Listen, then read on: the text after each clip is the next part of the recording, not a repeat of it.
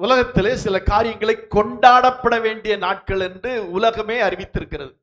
சுமார் 45 நாடுகள்ல இன்றைக்கும், சில நாடுகள்ல இன்னொரு நாளிலும் தந்தையர் தினம், அதாவது ஃபாதர்ஸ் டே கொண்டாடப்படுகிறது. அல்லேலூயா. நமக்கு தெரியும் நிறைய காரியங்களுக்கு டே இருக்கிறது. அல்லேலூயா.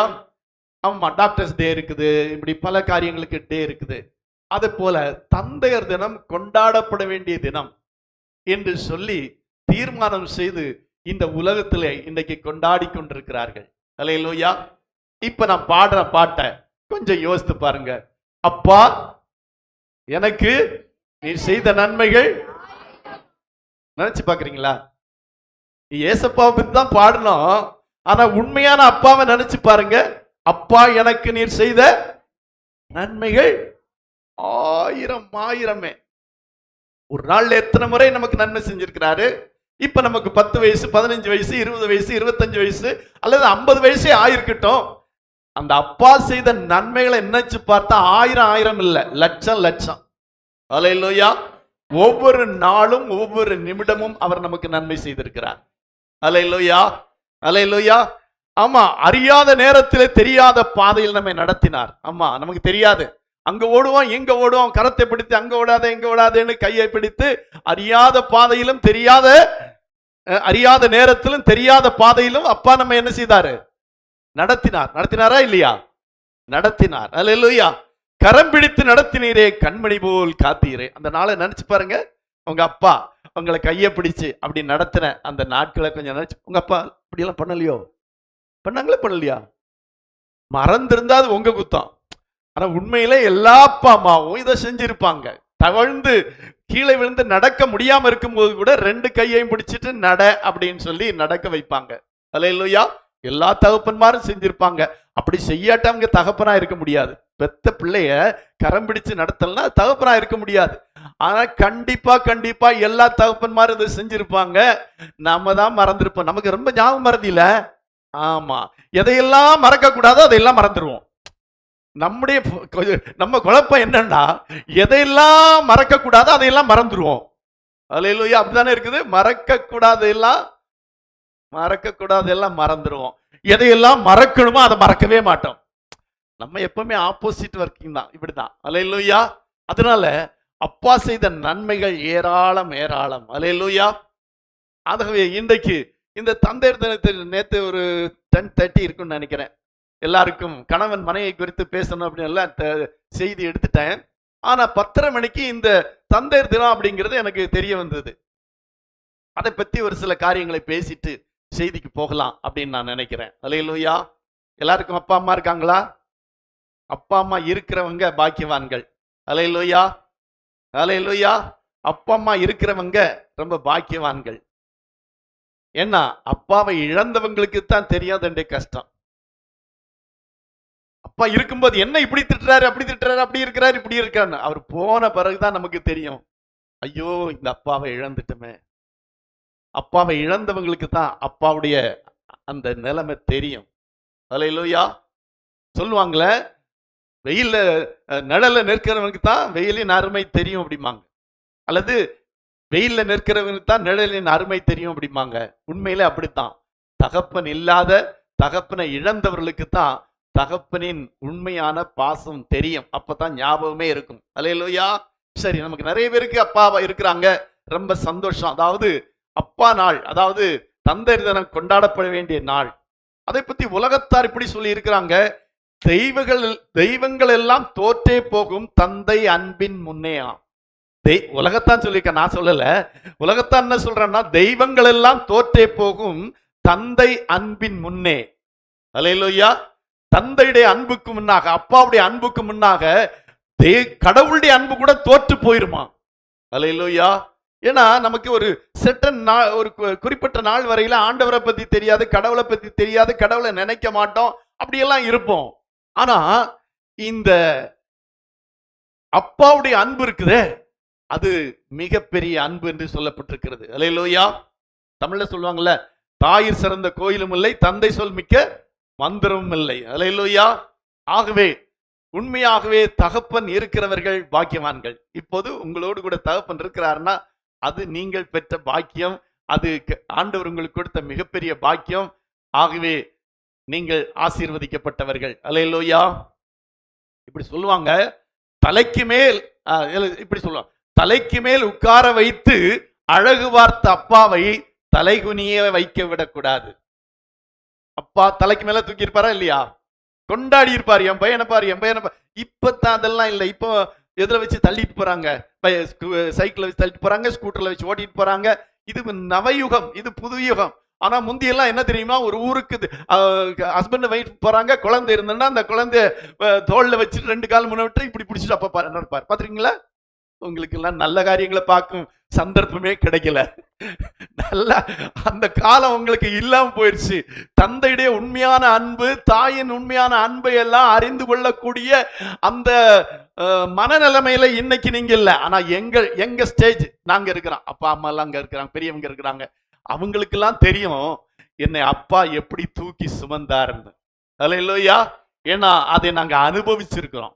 இன்னைக்கு பிள்ளைகள் அதை அனுபவிக்கிறதுக்கான சூழ்நிலைமைகள் இல்லை. இன்னைக்கு காலம் மாறி போச்சு அப்படின்னு நினைக்கிறோம். காலமெல்லாம் மாறினாலும் மாறாதது தகப்பனின் அன்பு. அல்லேலூயா. தகப்பனுக்கு ஒண்ணே ஒண்ணு, தகப்பனுக்கு அன்பை வெளிப்படுத்த தெரியாது, வெளியில சொல்ல தெரியாது. ஆனா தாய் சொல்லுவாங்க பாரு, ஏய் எப்படி எல்லாம் கஷ்டப்பட்டேன்னு தெரியுமா அப்படின்னு சொல்ல ஆரம்பிச்சாங்கன்னா அப்படி சொல்லிட்டே போவாங்க. என்னைக்கு கன்சீவ் ஆனாங்களோ அந்த நாள்ல இருந்து பெத்தெடுத்து அது பாலூட்டி வளர்த்து இப்ப ஆம்பளை ஆக வர உள்ளதை சொல்லிட்டு தான் முடிப்பாங்க. ஆனா அப்பா ஒரு நாள் கூட சொல்ல மாட்டாரு, நான் உன்னை தூக்குனேன், சுமந்தேன், உனக்கு கஷ்டப்பட்டேன்னு கூட யார் சொல்ல மாட்டா?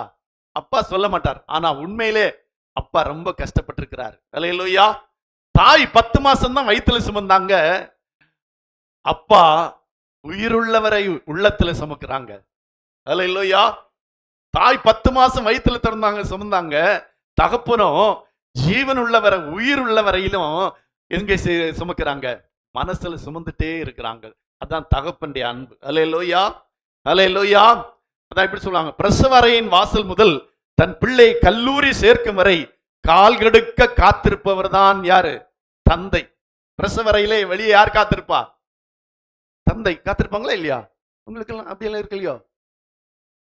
நீங்கள அப்படியே இல்லாதவங்க மாதிரியும் அவர் வரவே இல்லைங்க, டெலிவரி டைம்ல கூட பக்கத்துல கூட வரலங்க அப்படின்னு சொல்றவங்க மாதிரி இருக்கு. ஆனா கால் கெடுக்க நின்னவர் யார் தான்? ஆமா, கணவன், தகப்பன். அல்லேலூயா. பிள்ளை அந்த சொல்லலாம், அந்த பிரசவ அறையின் வாசல் முதல் தன் பிள்ளை கல்லூரியில சேர்க்கும் வரையிலும் கால் கெடுக்க நின்றவர் யாரு? அப்பா. இதனால அம்மா இல்லையான்னு சொல்லாதீங்க. அதாம் தாய்க்குன்னு ஒரு தினம் இருக்கு, அன்னைக்கு பேசிக்கிறேன். இன்னைக்கு தந்தையர் தினம். அதனால என்ன தகப்பனை மட்டும் பேசுறாருன்னு நினைக்காதீங்க, இது தந்தையர் தினம். அல்லேலூயா. அல்லேலூயா. தங்களுடைய பிள்ளைகள் வண்ண வண்ண சட்டை அணிய வேண்டும் அப்படிங்கிறதுக்காக கந்தை வேட்டியும் பனியனோட நடந்தவர் தான் யாரு? அப்பான்னு புரிஞ்சுக்கணும். அல்லேலூயா. நீங்க நல்ல நல்ல ட்ரெஸ் போடணும். அதான் சொல்லுவாங்க, பிள்ளைக்கு அல்ல தன்னுடைய மகனுக்கு ட்ரெஸ் வாங்கும் போது அழகான ட்ரெஸ் பார்ப்பாங்களாம். நல்ல அழகா இருக்கு, நல்லா இருக்கு, இது அவனுக்கு நல்லா இருக்கும் அப்படின்னு வாங்குவாங்க. ஆனா தகப்பனுக்கு ட்ரெஸ் வாங்கும் போது மட்டும் விலை எவ்வளவுன்னு பார்த்து வாங்குவாங்க. இவ்வளவு விலை வேணுமா, இவ்வளவு காசு கொடுத்து வாங்கணுமா அப்படின்னு நினைப்பாங்க. அதான் தகப்பனுடைய இருதயம். அல்லேலூயா. நல்ல ட்ரெஸ் சாப்பாடு, தன்னுடைய மகனை நல்ல ட்ரெஸ் போட்டு பார்க்கணும் அப்படின்னு பாக்குறது யாருன்னா அம்மாவோட அப்பா தாங்க. அல்லேலூயா. அவர் நல்ல ட்ரெஸ் வாங்கி கொடுத்து தன்னுடைய பையனை அழகா வைக்கணும்னு நினைப்பார். அல்லேலூயா. அல்லேலூயா. ஆனா ஒண்ணு என்ன ஆயிடுதுன்னா, இந்த தாய்மார் இருக்காங்க பாத்தீங்களா, அந்த பையன் எழும்பி நடந்து ஒரு கொஞ்சம் புரிஞ்சுக்கிற அளவு வரும்போதே சொல்லிடுவாங்க, டேய் உங்க அப்பா பயங்கர கோபக்காரரா, அவர் வந்தா நீ 2ஆயிருவடா, அவர் வந்தா உன்னை பிச்சு போடுவாருடா, அவர் வர்றாருடா, அப்பா வர்றாரு, அப்பா வர்றாரு, அப்பா வர்றாரு. இந்த புலிய காட்டுற மாதிரி யாரை காட்டிடுவாங்க? அப்படித்தானே காட்டினீங்க. அது உங்களுடைய பையனை அடக்கிறதுக்காக, பையனை பயப்படுத்தி வைக்கிறதுக்காக நீங்க சொன்ன வேணும்னு சொல்லல, உங்க கணவனை பத்தி நீங்க அப்படி சொல்லல. ஆனா உண்மையிலே எல்லா வீட்லயும் நடக்கிறது இப்படித்தான். அப்பா வந்து ஒரு ரவுடி மாதிரியும், அப்பா வந்து ஒரு கோபக்காரர் மாதிரியும், அப்பா வந்து இரக்கமற்றவர் மாதிரியும் அம்மா மாதிரி சொல்லி வச்சிருவாங்க. அல்லேலூயா. உண்மையா இல்லையா? அப்படித்தானே சொல்லி வச்சிருக்காங்க. ஆமா, சொல்ல மாட்டாங்க, இப்ப தலையை ஆட்ட மாட்டாங்க. ஆனா அதுதான் உண்மை. ஏன் சொல்றாங்கன்னா அப்பா மேல இருக்க கோபத்தினாலேயோ அப்பாவை அப்படி காட்டணுங்கிறதுக்காக இல்ல. பையனை என்ன செய்யணும், ஒருத்தருக்காவது பயப்படணுமே, அதுக்காக அப்படி சொல்லி வரும். எங்க பக்கத்து வீட்டுல அண்ணனும் நானும் பக்கத்து வீட்டுல இருந்தோம். எங்க அண்ணி சொல்லுவாங்க, டே உங்க சித்தப்பா வர்றாண்டா அப்படிம்பாங்க, உங்க சித்தப்பா வர்றாண்டா அப்படிம்பாங்க. அப்ப சாப்பிடாதவங்க சாப்பிட்டுருவாங்க, ஒழுங்கா இருந்துருவாங்க. சித்தப்பனுக்கு அவ்வளவு பயம். ஆனா ஒரு நாள் கூட அந்த பிள்ளைகளை அடிச்சது கிடையாது, ஒண்ணும் கிடையாது. திட்டுனது கூட எனக்கு ஞாபகத்துல இல்ல. ஆனா நான் சொல்ல கேட்டிருக்கேன், டே உங்க சித்தப்பா வர்றாண்டா அப்படிம்பாங்க. அவ்வளவுதான், அவங்க எல்லாம் அடங்கி ஒடுங்கி போயிடுவாங்க. ஏன்னா யாருக்காவது ஒருத்தருக்கு பயப்படணுமே அப்படிங்கிறதுக்காக, பிள்ளைகள் சாப்பிடணுங்கிறதுக்காக, பிள்ளைகள் தவறு செய்யக்கூடாதுங்கிறதுக்காக, ஒரு பயம் இருக்கட்டும்ங்கிறதுக்காக தகப்பனைத்தான் அப்படியே சொல்லி சொல்லி வளர்த்திருப்பாங்க. அதுதான் உண்மை. அல்லேலூயா, அல்லேலூயா. எவ்வளவு கஷ்டத்தின் மத்தியிலே தகப்பன் அல்லேலூயா மகனை வளர்த்து எடுத்திருப்பாங்கன்னு உங்களுக்கு தெரியாது. உண்மையில சொல்ல போனா, ஒரு மேரேஜ் ஆகி ஒரு வைஃப் கன்சீவ் ஆன நாளில இருந்து தகப்பனுக்கு ஒழுங்கா சாப்பாடே கிடைக்காது. வெளியே வரும், உள்ள போகாது. சாப்பாடு வெளியே வரும், உள்ள போகாது. ஏன்னா கன்சீவ் ஆன நாள்ல இருந்து நல்லா சமைக்க மாட்டாங்க, படுத்தே கிடப்பாங்க. இப்படி எல்லாம் தான் நிறைய பேர். நான் அப்படி இல்லை பாஸ்டர்னு சொன்னா நீங்க ஸ்பெஷல், அது எனக்கு தெரியாது. ஆனா நிறைய பேர் என்ன தெரியுமா சொல்லுவாங்களே, தாய்க்கு பிள்ளை சாக்காம். சிலவங்க வேணும்னே படுத்துக்குவாங்க, ஆனா ஒண்ணுமே இருக்காது, வாந்தி கூட இருக்காது, ஆனா படுத்துப்பாங்க. ஏன் தெரியுமா, அந்த சாக்குல இவனை என்ன செய்யலாம், கொஞ்சம் வேலை வாங்கலாம், யார்கிட்ட, கணவன்கிட்ட கொஞ்சம் வேலை வாங்கலாம் அப்படின்னு படுத்துக்கிற தாய்மார்களும் உண்டு. ஆனா உண்மை என்னன்னா, இந்த கன்சீவ் ஆனதுல இருந்து அப்பாவுக்கு சாப்பாடு போச்சு, தூக்கம் போச்சு. அப்புறம் டெலிவரி ஆனதுல இருந்து அப்பா டபுளா உழைக்கணும். இப்ப யாருக்கு சேர்த்து உழைக்கணும், அந்த குழந்தைக்கு, அந்த பையனுக்கும் அந்த பிள்ளைக்கு சேர்த்து உழைக்கணும். ஆமா, ஸ்கூல்ல சேர்த்ததுல இருந்து அப்படி எல்லா சுகமும் போச்சு. அவனை கூப்பிடணும், கொண்டு வரணும், வைக்கணும், எல்லாம் இப்படியே தகப்பன் ரொம்ப பிஸி ஆயிடுவாரு. காலேஜில் சேர்த்துட்டாருன்னா கடனே வாங்கிடுவாரு. ஹைஸ்கூல் வரையிலும் கடன் வாங்காம படிக்க வைப்பாரு. காலேஜ் ஆயிடுச்சுன்னா என்ன வாங்குவாரு, கடன் வாங்க ஆரம்பிச்சிருவார். யாருக்கு, தன்னுடைய மகனை படிக்க வைத்து நல்ல ஒரு நிலைமைக்கு கொண்டு வர வேண்டும். நம்ம ஊர்ல எப்பவும் நினைக்க மாதிரி மகனைத்தான் நல்லா படிக்க வைக்கணும், நல்ல நிலைமைக்கு வரணும் அப்படின்னு. இது அடுத்த வீட்டுக்கு போறவன் தானே அப்படின்னு பிள்ளைய பத்தி நினைப்பாங்க. ஆனா பையன் அப்படி இல்லை. அவனை நல்லா படிக்க வச்சு அவனை ஒரு டாக்டர் ஆக்கணும், ஒரு என்ஜினியர் ஆக்கணும், ஒரு பெரிய நிலைமைக்கு கொண்டு வரணும் அப்படின்னு நினைக்கிறவரு உண்மையிலே தகப்பன் தான். அல்லேலூயா. நீங்க நினைக்கிறீங்களா, அப்பாவுக்கு நிறம் கருப்பாகவும் முகத்துல சுருக்கமுங்களும் நரைமுடியும் நரம்புகள் தெரிகிற மாதிரி கை இருக்கிறதுக்கும் காரணம் யாருன்னா, இந்த பிள்ளைகளுக்காக உழைச்சதுனாலதான். நான் இப்படி சொல்லுவேன், அவர் மட்டும் உனக்காக உழைக்காம இருந்திருந்தாருன்னா இப்ப உன்னை விட அழகா இருந்திருப்பாரு. ஏன்னா வெயில்ல, காத்துல, மழையில, ராத்திரி பகல் உழைச்சுதான் கருப்பாயிட்டாரு.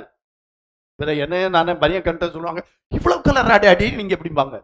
ஏன்னா முகமெல்லாம் கருப்பா இருக்கு, உடம்பெல்லாம் என்னவா இருக்கு, ஏன் வெயில்ல அலைஞ்சது, அலையலையா வெயில்ல அலைஞ்சது. இதுதான் பெற்ற தகப்பனுடைய நிலைமை. அதுதான் உண்மையிலேயே.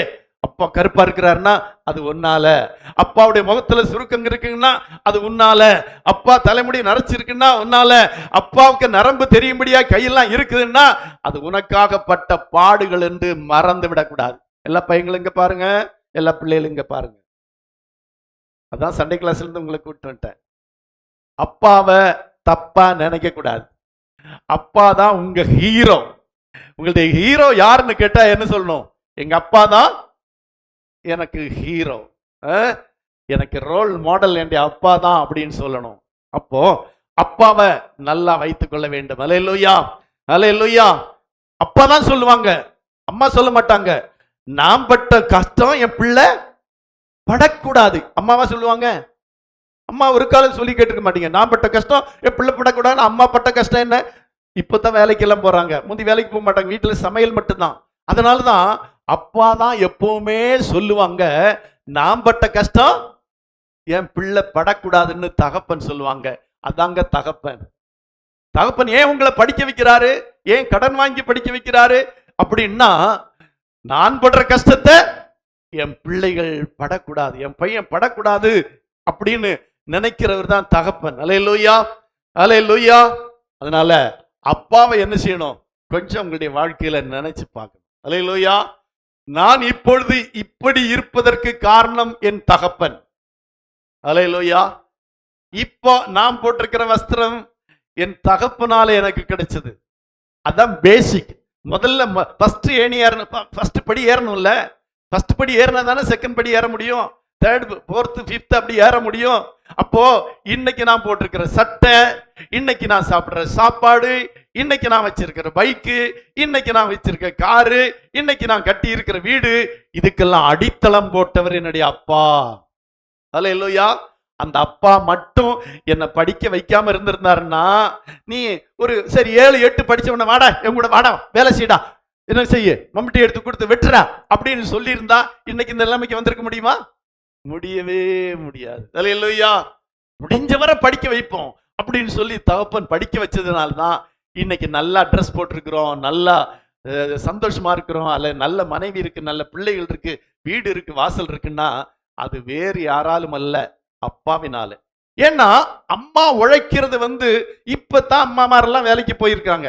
சும்மா ஒரு 10 வருஷத்துக்குள்ளதான், ஒரு 10 வருஷத்துக்குள்ள அதுக்குள்ளதான் தாய்மார்கள் பெண்கள் வேலைக்கு சென்று சம்பாதிக்க ஆரம்பிச்சதெல்லாம் இப்போ ஒரு 10 வருஷத்துக்குள்ளதான் அதிகமா. அதுக்கு முன்ன யாராவது ஒருத்தர் தான் வேலைக்கு போவாங்க. எல்லா ஆண்கள் தான் வேலை செய்வாங்க, சம்பாதிப்பாங்க, கொண்டு வந்து கொடுப்பாங்க, அம்மா வீட்டை நடத்துவாங்க. இப்போ பெண்களும் வேலைக்கு போறாங்க, அவங்க கொண்டு வர்றாங்க, குடும்பத்தை நல்லா நடத்துறாங்க. பட் இந்த நாம இன்னைக்கு ஒரு 25 வயசு அல்லது 30 வயசுல நம்ம இருக்கிறோம்னா, இப்படி இருக்கிறோம்னா, இன்னைக்கு நம்ம இப்படி இருக்கிறோம்னா அதுக்கு காரணம் நம்முடைய தகப்பன். அல்லேலூயா, அல்லேலூயா. அவர் பட்ட கஷ்டங்கள், அவருடைய தியாகங்கள்னாலதான் இன்னைக்கு நம்ம என்ஜாய் பண்றோம். அல்லேலூயா.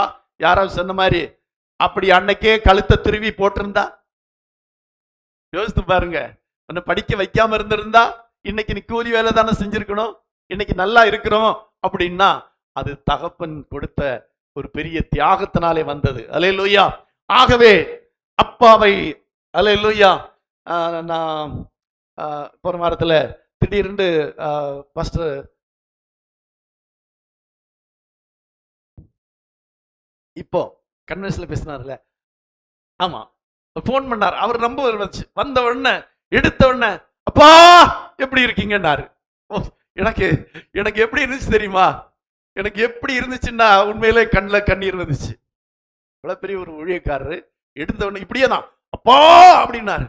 நல்லா இருக்கீங்களாப்பா அப்படின்னாரு. எனக்கு அப்படியே, ஆமா, சிலர் அப்பான்னு கூப்பிடும்போது எப்படி இருக்கும் தெரியுமா? அதான் நேத்து முந்தாள் போயிட்டு இருக்குமே, இங்க ஜேடு இருக்கு அப்படின்னு சொன்னான், ஏதோ ஒரு காரியத்துல இருக்கு அப்படின்னு சொன்னான். அப்படி சொல்லாத ஜேடு, இருக்குப்பா இருக்குப்பா, வந்துட்டேன்ப்பா, போயிட்டேன்ப்பா, அப்பா சேர்த்து சொல்லு அப்படின்னு சொன்னேன். எத்தனை பேர் அப்படி சொல்லுவீங்க? அப்பா சேர்த்து சொல்றவங்க எத்தனை பிள்ளைகள் இருக்காங்க? அப்பா போயிட்டு வந்துட்டப்பா, படிச்சுட்டேன்ப்பா அப்படி சொல்ல, படிச்சுட்டேன் படிச்சுட்டேன் போயிட்டேன் சாப்பிட்டேன் அப்படிதானே சொல்றீங்க. சாப்பிட்டியாப்பா, சாப்பிட்டியான்னு அப்பா கேட்கிறாருன்னா அப்பாவும் இப்படி கேட்கலாம், சாப்பிட்டியாப்பா அப்படின்னு கேட்கலாம். சாப்பிட்டியான்னு கேட்டா கூட எப்படி சொல்லணும்? சாப்பிட்டேன்ப்பா. எல்லாத்துலயும் அப்பா சேர்த்து சொல்லுங்க. அம்மா கிட்ட பேசும்போது அம்மா சேர்த்து சொல்லுங்க, அப்பாட்ட பேசும்போது அப்பா சேர்த்து சொல்லுங்க. இங்க இருக்கிற எல்லா பிள்ளைகளும் இதுவரை அப்படி சொல்லலைன்னா எந்த பதில் சொல்லும் போதும் அப்பா கிட்டையும் அம்மா கிட்டையும் அப்பா அம்மா சேர்த்து தான் சொல்லணும். ஓகேவா? Make sure teachers, make sure இதை அவங்க சொல்றாங்களா அப்படின்னு பார்த்துக்கோங்க. ஏன்னா அந்த நேரத்துல இந்த அருமையான பிள்ளை நான் பெத்தனே அப்படின்னு தகப்பனுக்கு ஒரு சந்தோஷம் வரும். பிள்ளைகள் அப்பா அப்பா அப்பா, எனக்கு நான் சொல்லுவேன்ல, எனக்கு ஃபீபா மேல கொஞ்சம் அப்படின்னு சொல்லுவேன். அப்படியெல்லாம் இல்லை, ரொம்ப இல்லை. ஆனா எப்படியே தான் daddy daddy daddy daddy daddy டாடின்ட்டே சொல்லிட்டே இருப்பான். ஒரு ஒரு 5 நிமிஷம் பேசுறதுக்குள்ள 50 தடவை டாடி டாடின்னு சொல்லியிருப்பான். இப்போ ஃப்ரீடா துவக்கத்துல டேடின்னு சொல்லுவா, முடிக்கும் போது டேடின்னு சொல்லுவா. 2 பேருக்கு இருக்க வித்தியாசம், 2 பேரும் டேடி தான் சொல்றாங்க. ஆனா ஒரு பிள்ளை டாடி டாடின்னு 5 நிமிஷத்துல 10 நிமிஷத்துல 50 தடவை சொல்லும், ஒரு பிள்ளை 2 தடவை சொல்லும். இது எதை கொடுக்குதுன்னா தகப்பனுக்கு ஒரு, எனக்கு இப்படிப்பட்ட ஒரு என்ன இருக்கிறாங்க, ஒரு மகன் இருக்கிறானே அப்படின்னு சொல்லி என்ன இருக்கும், ஒரு சந்தோஷம் இருக்கும். அல்லேலூயா, அல்லேலூயா.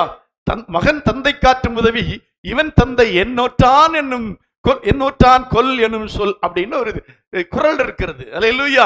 தகப்பன் தன்னுடைய பிள்ளைகள் தன்னை தகப்பன் என்று அழைக்கும் போதும் அறிமுகப்படுத்திக் கொள்ளும் போதும் அதுல ஒரு பெரிய சந்தோஷம் யாருக்கு இருக்குது?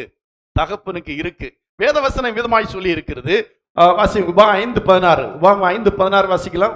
உன் தேவனாகிய கர்த்தர் உனக்கு கொடுக்கிற தேசத்திலே உன் நாட்கள் நீடித்திருப்பதற்கும் நீ நன்றாய் இருப்பதற்கும் உன் தேவனாகிய கர்த்தர் உனக்கு கட்டளையிட்டபடியே உன் தகப்பனையும் உன் தாயையும் கனம் பண்ணுவாயாக. அல்லேலூயா. ரொம்ப அருமையான ஒரு வார்த்தை. பிள்ளைகள் எல்லாம் இந்த வசனத்தை பாராம எப்பவும் சொல்லிட்டே இருக்கணும். என்ன? உன் தேவனாகிய கர்த்தர் உனக்கு கொடுக்கிற தேசத்திலே உன் நாட்கள் நீடித்திருப்பதற்கும் நீ நன்றாய் இருப்பதற்கும் உன் தேவனாகிய கர்த்தர் உனக்கு கட்டளையிட்டபடியே உன் தகப்பனையும் உன் தாயையும், அப்படின்னா ஆண்டவர் கட்டளையிட்டு இருக்கிறாரு. என்ன கட்டளையிட்டு இருக்கிறாரு? உன் தகப்பனையும் உன் தாயை என்ன செய்வாயாக? கனம் பண்ணுவாயாக என்று சொல்லி இருக்கிறார். அல்லேலூயா. அப்போ பிள்ளைகளுடைய வேலை என்னவென்றால் பெற்றோர்களை கனம் பண்ண வேண்டியது, தாயையும் தகப்பனையும் கனம் பண்ண வேண்டியது பெற்றோருடைய கடமையாக இருக்கிறது. அல்லேலூயா. ஆகவே வேதம் சொல்லி இருக்கிறது மாத்திரமல்ல, நம்முடைய முன்னோர்களும் அதைத்தான் நமக்கு சொல்லி இருக்கிறாங்க. நீ நல்லா இருக்கணும்னா அப்பா அம்மாவை கனம் பண்ணு, அப்பா அம்மாவை கவனி, அப்பா அம்மாவுக்கு செலுத்த வேண்டிய காரியங்களை செலுத்து அப்படின்னு சொல்லி இருக்கிறாரு. ஆகவே வேதம் சொல்லி இருக்கிறபடி நாம இந்த வார்த்தைகளை கொஞ்சம் கவனித்து பார்த்தீர்களானால் உன் நாட்கள் நீடித்திருப்பதற்கு அப்படின்னா நீண்ட நாள் நீ வாழுவதற்கும் நீ நன்றாயிருப்பதற்கும் உன் தாயையும் உன் தகப்பனை என்ன செய்வாயாக? கனம் பண்ணுவாயாக என்று வேதம் சொல்லி இருக்கிறது. அல்லேலூயா, அல்லேலூயா. ஆமா, ஒருவேளை இன்னைக்கு நம்ம நல்லா இருக்கலாம், ஆனா வேதம் சொல்லி இருக்கிறபடி நாம் உன் நாட்கள் நீடித்திருக்க வேண்டுமானால், நீ நன்றாயிருக்க வேண்டுமானால் உன் தகப்பனையும் தாய் என்ன செய்ய வேண்டும்? கனம் பண்ண வேண்டியது அவசியமா இருக்கிறது. பிள்ளைகள் எல்லாம் பெற்றோர்களை எல்லாம் இங்க அங்கங்க கவனிக்கிறாங்க. யாரும் கீழே பார்க்க கூடாது, யாரும் விளையாடக்கூடாது. இங்க பாரு, நீ நல்லா இருக்கணும்னா நீ நீடித்த வாழ்விலா இருக்கணும்னா தாயும் தகப்பனை என்ன செய்யணும்? கனம் பண்ணணும். இது என் கூட சேர்த்து சொல்லுங்க பார்க்கலாம். உன் நாட்கள் நீடித்திருப்பதற்கும் உன் தேவனாகிய கர்த்தர் உனக்கு கட்டளையிட்டபடியே உன் தகப்பனையும் உன் தாயையும் கனம் பண்ணுவாயாக. அல்லேலூயா, அல்லேலூயா. சில சந்தர்ப்பங்களை சுட்டிக்காட்ட விரும்புகிறேன். வேதத்திலிருந்து அது சொல்லணும். 1 தீமோத்தேயு 5ஆம் அதிகாரம் 4ஆம் வசனத்தில் விதமாய் சொல்லி இருக்கிறது. 1 தீமோத்தேயு 5ஆம் அதிகாரம் 4ஆம் வசனம், விதவையானவளுக்கு பிள்ளைகளாவது பேரன் பேத்திகளாவது இருந்தால் வாசிக்கலாம். பெற்றோர் செய்த நன்மைகளுக்கு பதில் நன்மை செய்ய கற்றுக்கொள்ள கடவர்கள். பெற்றோர் செய்த நன்மைக்கு பதில் நன்மை செய்ய கற்றுக்கொள்ள கடவர்கள். இதை நம்ம கத்துக்கணும். எதை கத்துக்கணும்? பெற்றோர் செய்த நன்மைக்கு நம்ம பதில் நன்மை செய்ய கத்துக்கணும். பதில் நன்மைன்னா என்ன? அவங்க எப்படி செஞ்சாங்களோ அப்படி நாமளும் செய்யணும். அல்லேலூயா. அவங்க எப்படி நம்ம வளர்த்தாங்களோ அப்படி நம்ம அவங்களையும் செய்யணும். எப்படி வளர்த்தாங்க யோசித்து பாருங்க. நீ சிறு குழந்தையா இருக்கும் போது சாப்பிட்டு வாயில எல்லாம் என்ன இருக்கும்? இங்க இங்க எல்லாம் சாப்பாடு இருக்கும். அப்பா துண்டை எடுத்து என்ன செய்வாரு?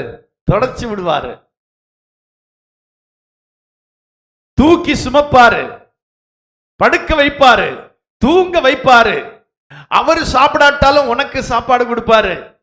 அவரு சாப்பிடுறதை விட நல்லது நீ சாப்பிடணும்னு கையில பலகாரம் வாங்கிட்டு வருவாரு. இதெல்லாம் செய்யறது யாரு? அப்பா. இதே மாதிரி பதில் நன்மை செய்யணும்.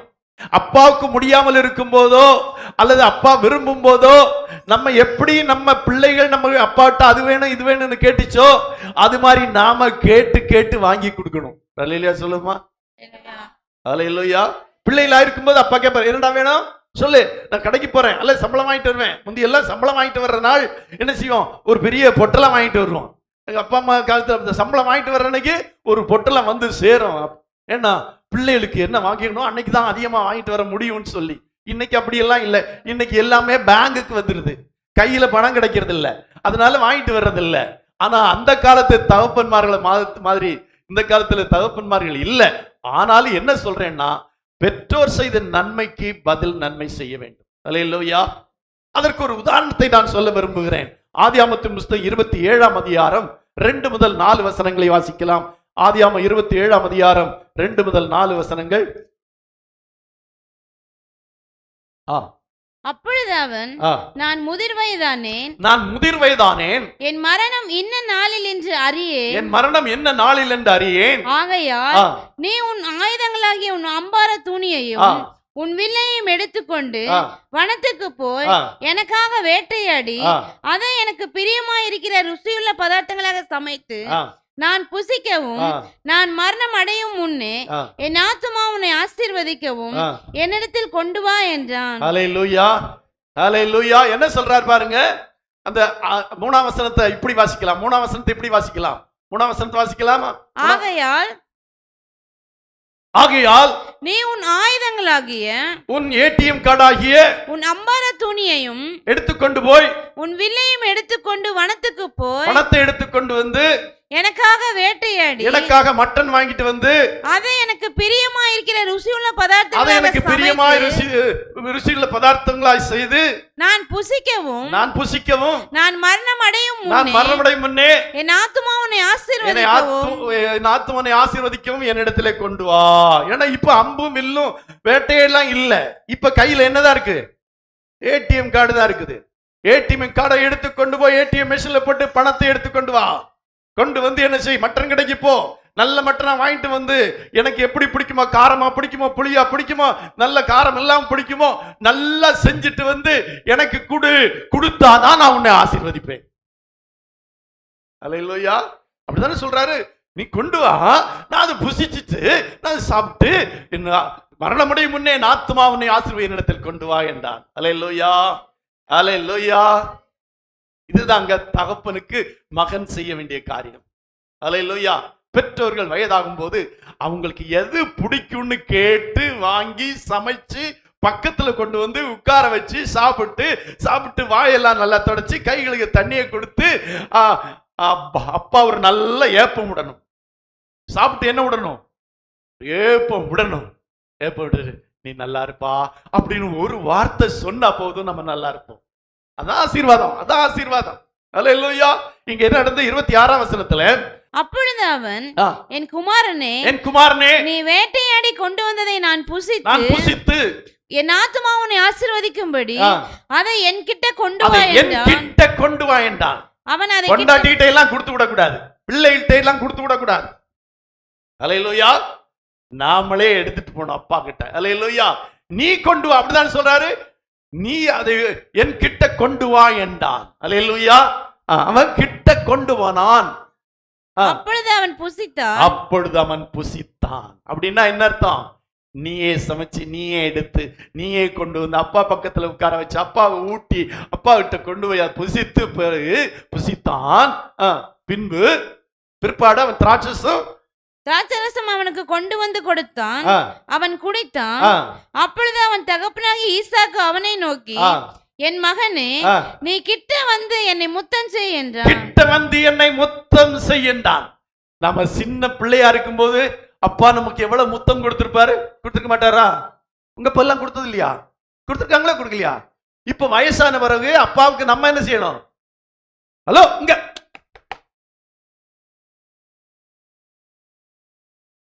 அப்பாவுக்கு நம்ம என்ன செய்யணும்? முத்தம் கொடுக்கணும். எத்தனை பேர் அப்பாவுக்கு முத்தம் கொடுத்துருக்கீங்க? பயங்கரமா இருக்கு. இத்தனை பேர் கொடுத்துருக்கீங்களா? ஆமா. இங்க பாருங்க, அப்பா அதை எதிர்பார்க்கிறாரு. அப்பா எதிர்பார்க்கிறாரு. நான் முத்தம் கொடுத்து வளர்த்த பையன் இப்ப எனக்கு சொல்றாங்க, ஈசாக்கவனை நோக்கி, என் மகனே நீ கிட்ட வந்து என்னை முத்தம் செய்யண்டா. தகப்பன் எதிர்பார்க்கிறது தெரியுமா? தான் வயதா இருக்கும் போது தன்னுடைய மகன் பிள்ளைகளுடைய நல்ல உணவை கொண்டு வந்து அதை சாப்பிட்டு பிள்ளைகள் நம்மை முத்தம் செய்து. கீழே அடுத்த வசனம் வாசிக்கலாம். 27ஆம் வசனம். அவன் கிட்ட போய் அவனை முத்தம் செய்தான். அப்போ அடிக்கடி பிள்ளைகள் என்ன செய்யணும்? கிட்ட போய் அவனை முத்தம் செய்தான். அல்லேலூயா, அல்லேலூயா. கிட்ட போய் அப்பாவை முத்தம் செய்யணும். ஏன்னா நம்ம சின்ன பிள்ளையா இருக்கும்போது நெத்தியில கொடுப்பாரு, கன்னத்துல கொடுப்பாரு, தாடியில கொடுப்பாரு, நெஞ்சில கொடுப்பாரு, கையில கொடுப்பாரு. இதெல்லாம் உங்களுக்கு ஞாபகம் இருக்காது. ஆனா இப்படிதான் அப்பா வளர்த்திருப்பார். கண்டிப்பா எல்லா அப்பாவும், ஒரு அப்பா கூட இதுல இருந்து இல்லைன்னு சொல்லவே முடியாது. ஒருவேளை நீ வளர்ந்த பிறகு செய்யாம இருக்கலாம். நீ குழந்தையா இருக்கும் போது உன்னுடைய அப்பா உன்னை முத்தம் செய்து உங்க அம்மா போதும் விடுங்கன்னு புடுங்கிட்டு போயிருப்பாங்க. அந்த அளவுக்கு அப்பா முத்தம் கொடுத்திருப்பாரு. இப்போ அவர் உங்ககிட்ட இருந்து ஒரு முத்தத்தை எதிர்பார்க்கிறாரு. தவறா? அது தப்பா? அது தப்பா சொல்லுங்க நீங்க. அப்படி அப்பா எதிர்பார்க்கிறது தப்பா? எவ்வளோ முத்தத்தை கொடுத்துட்டு இப்போ ஒரு முத்தத்துக்காக ஏங்கிட்டு இருக்கிறாரு. அல்லேலூயா. 29ஆம் வசனத்தை வாசிப்போம். ஜனங்கள் உன்னை சேவிக்கவும் ஜாதிகள் உன்னை வணங்கவும் கடவர்கள். உன் சகோதரருக்கு எஜமானாய் இருப்பாய். உன் தாயின் பிள்ளைகள் உனக்கு வணங்குவார்கள். உன்னை சபிக்கிறவர்கள் சபிக்கப்பட்டவர்களும் உன்னை ஆசீர்வதிக்கிறவர்கள் ஆசீர்வதிக்கப்பட்டவர்களுமா இருப்பார்கள் என்று சொல்லி அவனை ஆசீர்வதித்தான். அல்லேலூயா, அல்லேலூயா. எப்போ மகன் தகப்பனுக்கு பிரியமான உணவை கொண்டு வந்து கிட்ட உட்கார்ந்து அவனுக்கு கொடுத்து அவனை முத்தம் செய்து அதற்கு பிறகு தகப்பன் அவனை ஆசீர்வதித்தான். இந்த ஆசீர்வாதம் நிறைவேறினது, நடந்தது. தகப்பன்மாருடைய ஆசீர்வாதங்கள் பிள்ளைகளுக்கு எப்போதுமே இருக்கணும். அந்த ஆசீர்வாதத்தை பெற்றுக்கொள்ளும்படியாக நம்ம நடக்கணும். அல்லேலூயா. ஆதியாகமத்தின் புத்தகம் 45ஆம் அதிகாரம் 9ஆம் வசனத்திலே வாசிக்கிறோம். 9ஆம் வசனத்திலே விதமாய் சொல்லி இருக்கிறது, நீங்கள் சீக்கிரமா என் தகப்பனிடத்தில் போய் தேவன் என்னை எகிப்து தேசம் முழுதுக்கும் அதிபதியாக வைத்தார், என்னிடத்தில் வாரும், தாமதிக்க வேண்டாம். நீர் அப்பா, இதனுடைய அர்த்தம் என்ன? அப்பா, இப்போ நான் நல்லா இருக்கிறேன், நீங்க என்கிட்ட வாங்க. சொல்லுமா? அப்பா, இப்ப நான் நல்லா இருக்கிறேன், அதான் அர்த்தம். எகிப்துல என்ன செய்யிருக்கிறேன்? அதிபதியா இருக்கிறேன், நல்ல பொசிஷன்ல இருக்கிறேன், நல்லா சம்பாதிக்கிறேன். இப்போ வாங்க, என்கிட்ட வர்றதுக்கு நீங்க லேட் பண்ண வேண்டாம், சீக்கிரமாய் வாங்க அப்படின்னு யாரை கூப்பிடுறான்? தகப்பனை கூப்பிடுறான். எந்த பிள்ளைகளும் நல்லா இருக்கும் போது தங்களுடைய தகப்பனை தங்குபட்சமாக வாங்க வாங்க வாங்கன்னு கூப்பிடணும். அல்லேலூயா. தாமதிக்காதீங்க, வாங்க அப்படின்னு சொல்ற. அடுத்த வசனம் சொல்லுது, நீரும் உம்முடைய பிள்ளைகளும் அவர்களுடைய பிள்ளைகளும் உம்முடைய ஆடு மாடுகளோடும் உமக்கு உண்டாயிருக்கிற யாவற்றோடும் கோசேன் நாட்டில் வாசம் பண்ணி என் சமீபத்தில் இருக்கலாம். என் சமீபத்தில் இருக்கலாம் அப்படின்னா, அப்பா நீங்க கூட இல்லாட்டா கூட நீங்க எங்க இருக்கலாம்? என் சமீபத்தில் இருக்கலாம். நீங்க வாங்க, நான் நல்லா இருக்கிறேன். அல்லேலூயா. நீங்க என்ன செய்யலாம்? என் சமீபத்தில் இருக்கலாம். அப்பா தன்னுடைய சமீபத்தில் இருக்கும்படியாக நம்ம பார்த்துக்கொள்ளணும். அல்லேலூயா. என்ன அப்பா கொண்டு நம்ம போய் பார்க்கணும், பையனுக்கு கொண்டு அப்பா வந்து பார்க்கணும். அப்பா பக்கத்துல வாங்க. யோசேப்பு எவ்வளவு அருமையா சொல்றான் பாத்தீங்களா? ஆமா, நீங்க வாங்க, தாமதிக்க வேண்டாம், என் பக்கத்திலே நீங்க இருக்கலாம். அடுத்த வசனம் அதை விட 11ஆம் வசனம் அதை விட ரொம்ப முக்கியம். உமக்கும் உம்முடைய குடும்பத்தாருக்கும் உமக்கு இருக்கிற யாவற்றிற்கும் வறுமை வராதபடிக்கு அங்கே உம்மை பராமரிப்பேன். சொல்லுங்க பார்க்கலாம். அப்பாவுக்கு வறுமை வராதபடி பார்க்க வேண்டியது யாருடைய கடமை? பிள்ளைகளுடைய கடமை. அல்லேலூயா. யோசிப்பு அருமையா சொல்றான், உமக்கு இருக்கிற யாவற்றுக்கும் வறுமை வராதபடிக்கு அங்கே உம்மை நான் பராமரிப்பேன். அப்பா, இப்ப நான் நல்லா இருக்கிறேன், நீங்க பட்ட கஷ்டத்துக்கு நான் பலனடைந்து கொண்டிருக்கிறேன், நான் இப்போது உங்களை பராமரிப்பேன். அப்பா வாங்கப்பா, என் கூட இருங்கப்பா. எல்லா பிள்ளைகளும் இதை செய்யணும். இங்க இருக்கிற பிள்ளைகள், ஆண் பிள்ளைகளானாலும் பெண் பிள்ளைகளானாலும், ஆண் பிள்ளைகளானால் உங்களுக்கு கண்டிப்பாக இது உண்டு. பெண் பிள்ளைகள் கணவனுடைய ஒத்தாசை கிடைச்சாதான் அதை செய்ய முடியும். ஆண் பிள்ளைகள் அப்படி அல்ல. உங்கள் எதிர்காலத்துல இப்படிப்பட்ட நீங்கள் ஒரு நல்ல நிலைமைக்கு வரும்போது உங்கள் அப்பாவை உங்களோடு வைத்துக் கொள்ள வேண்டும். அதே போல உங்க அப்பா வறுமை வராதபடின்னா சாப்பாட்டுக்கு கஷ்டப்படாதபடி, அவங்களுக்கு எந்த கஷ்டமும் வராதபடி, வறுமை வராதபடி உங்களை என்ன செய்வேன்? பராமரிப்பேன். எப்படி சொல்றான் பாத்தீங்களா? ஆமாங்க, அப்பா எதிர்பார்ப்பாங்க, என் பிள்ளை கஷ்டப்பட்டு படிக்க வச்சேன், இப்ப நல்லா இருக்கிறான், கூப்பிடுறான், நான் தான் போக முடியல, போனா என் பையன் நல்லா கவனிப்பான், என்ன வச்சுக்குவான் அப்படின்னு சொல்லி. அல்லேலூயா. இந்த வார்த்தைகளை நம்ம பெற்றோருக்கு சொல்லணும். அல்லேலூயா. நான் படிச்சு எதிர்காலத்துல வரும்போது, அப்பா நான் உங்களை பார்த்துக்குவேன், உங்களை கண்கலங்காம பார்த்துக்குவேன், உங்களை நல்லா வச்சுக்குவேன், இப்ப நீங்க செய்யற மாதிரி எல்லாம் நான் உங்களுக்கு செய்வேன். அல்லேலூயா சொல்லுங்க பார்க்கலாம். இப்ப அப்பா உங்களுக்கு என்ன செய்யறாரு? உங்களை தூக்கி வளர்க்கிறாரு, ஊட்டி வளர்க்கிறாரு, கஷ்டப்பட்டு உங்களுக்கு சட்டை வாங்கி கொடுக்கிறாரு, உங்களுக்கு சாப்பாடு வாங்கி போடுறாரு, அவருக்கு இல்லாட்டா கூட உங்களுக்கு கொடுக்கிறாரு. இதை நீங்க எதிர்காலத்துல உங்க அப்பாவுக்கு செய்யணும். அல்லேலூயா, அல்லேலூயா. இந்த அப்பாவுடைய ஆசை என்ன தெரியுமா? 45ஆம் அதிகாரம் 28ஆம் வசனத்தை வாசிப்போம். அப்பா கானான் தேசத்துல இருக்கிறாரு, மகன் எகிப்து தேசத்துல இருக்கிறான். இங்கே சொல்லப்பட்டிருக்கிறது, நான் அப்பொழுது இஸ்ரவேல், என் குமாரனாகிய யோசேப்பு இன்னும் உயிரோடு இருக்கிறானே, இது போதும், நான் மரணம் அடைய முன்னே போய் அவனை பார்ப்பேன் என்றான். அல்லேலூயா. மகன் வாங்கன்னு கூப்பிடுறான், அப்பா பார்ப்பேன்னு சொல்றாரு. அல்லேலூயா சொல்லுமா. இதுதாங்க தகப்பன் மகன் உறவு. இப்படிதாங்க இருக்கணும் உறவு. சில வேளையில வயசான பிறகு அவங்கள பார்க்கறது கொஞ்சம் கஷ்டம்தான், ரொம்ப கஷ்டம். வயசாயிருச்சுன்னா குழந்தை மாதிரி ஆயிடுவாங்க. ஆனாலும் நீ குழந்தையா இருக்கும்போது எப்படியெல்லாம் தூக்கி வளர்த்தாங்கன்னு உனக்கு ஞாபகம் இருக்காதுங்க. அம்மாவும் சொல்லி இருக்க மாட்டாங்க. சில அம்மா மாதிரி சொல்லுவாங்க, வா உங்க அப்பா எவ்வளவு கஷ்டப்பட்டாரு தெரியுமா? ராத்திரி பகலா கஷ்டப்பட்டாரு, ஒரு நாள் லீவ் எடுக்க மாட்டாரு, டபுள் டியூட்டி பார்ப்பாரு, எக்ஸ்ட்ரா டியூட்டி பார்ப்பாரு, ஓவர் டைம் பார்ப்பாரு, அப்படி கொண்டு வந்தப்பா நம்ம பொழைச்சோம் அப்படின்னு அம்மா மாதிரி சொல்லி கொடுப்பாங்க. இப்ப உள்ள அம்மா மாதிரி அப்படி இல்லை. நான் எவ்வளவு கஷ்டப்பட்டேன்னு தெரியுமா? கொண்டு கொடுத்தது யாரு? சம்பாதிச்சு வந்தது யாரு? தகப்பனை விட்டு கொடுக்க கூடாது பிள்ளைகள் முன்னால. தகப்பனை கோபக்காரராய் காட்டக்கூடாது. தகப்பன் உன்னுடைய எல்லாமே உன்னுடைய தகப்பன்னு தாய் சொல்லி வளர்க்கணும். அதே நேரத்துல தகப்பன், நீ உன் தாய் தாண்டா முக்கியம்னு தகப்பன் சொல்லி வளர்க்கணும். தாய் என்ன சொல்லி வளர்க்கணும்? உன் தகப்பன் தாண்டா முக்கியம்னு சொல்லி வளர்க்கணும். அவர் தாண்டா கஷ்டப்பட்டாரு, நான் வீட்டுல தான் இருந்தேன், அவருக்கு ராத்திரி பகலா கஷ்டப்பட்டாருங்க. அவர் நல்ல ட்ரெஸ் எடுத்துக்க மாட்டாரு, உனக்கு நல்ல ட்ரெஸ் வாங்கி கொடுப்பாரு, நீ கேட்டதெல்லாம் வாங்கி கொடுத்தாரு. சின்ன வயசுல உனக்கு சைக்கிள் வாங்கி கொடுத்தாரு, சின்ன வயசுல நீ கேட்ட விளையாட்டு பொருள் எல்லாம் வாங்கி கொடுத்தாரு. அவர் ஒரு டீ கூட கடையில குடிக்க மாட்டாருடா, அவனை இப்படி எல்லாம் வளர்த்தாருடான்னு பிள்ளைக்கு அம்மா சொல்லி கொடுக்கணும். அப்பா அம்மா பத்தி சொல்லணும். அம்மா எவ்வளவு கஷ்டப்பட்டாங்க தெரியுமா? உன்னை அந்த 10 மாசம் சுமந்தாங்கடா, அதுக்கு மேல எவ்வளவு கஷ்டப்பட்டு ராத்திரி எல்லாம். இப்பதான் டயப்பர் இருக்குது, அப்பெல்லாம் துணி வச்சிருப்பாங்க. துணி நனைஞ்சா பிள்ளை முழிச்சிரும். பிள்ளை எப்போ எல்லாம் மூத்திரம் போகும்? ஒரு நாளைக்கு ஒரு தடவையா? நைட்ல பார்த்தா ஒரு மணி நேரத்துக்கு ஒருக்க என்ன போயிடும், துணி நனைஞ்சிரும், பிள்ளை அழுவும், உடனே துணி மாத்தணும். இப்பதான் டயப்பரை போட்டு இப்படி போட்டு ஒரு நாள் பூரா விட்டுறாங்க. என்னமோ கிடா அப்படின்னு விட்டுறாங்க டயப்பரை போட்டு.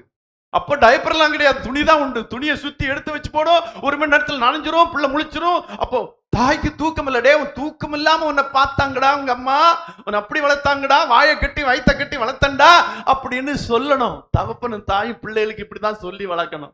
நான் தாண்டா வளர்த்தேன்னு அம்மாவும் சொல்லக்கூடாது, நான் தாண்டா வளர்த்தேன்னு தகப்பனும் சொல்லக்கூடாது. நாங்க 2 பேரும் சேர்ந்து வளர்த்தோம். அப்பா பத்தி அம்மா சொல்லணும், அப்பா பத்தி அப்பாவே சொல்ல முடியாது, அம்மா பத்தி அம்மாவே சொல்ல முடியாது. அம்மா பத்தி அப்பா சொல்லணும், அப்பா பத்தி அம்மா சொல்லணும். இப்படி பிள்ளைகளுக்கு சொல்லி சொல்லி வளர்க்கணும். அல்லேலூயா, அல்லேலூயா. இப்ப நான் போய் என்ன சொல்றேன்? நான் அவனை போய் பார்ப்பேன். அவன் என்ன கூப்பிடுறான், நான் போய் அவனை பார்ப்பேன். அப்பாவுடைய எண்ணம் என்ன தெரியுமா? என்னுடைய மகனை பார்க்கணும். நான் மரணம் அடைவதற்கு முன்னால என் மகனை பார்க்கணும் அப்படிங்கிறதா எண்ணம். 45ஆம் அதிகாரம் 29ஆம் வசனத்தை வாசிக்கலாம். தன் தகப்பனாகிய இஸ்ரவேலை சந்திக்கும்படி போய் அவனை கண்டு அவனுடைய கழுத்தை கட்டிக்கொண்டு வெகு நேரம் அவன் கழுத்தை விடாமல் அழுதான்.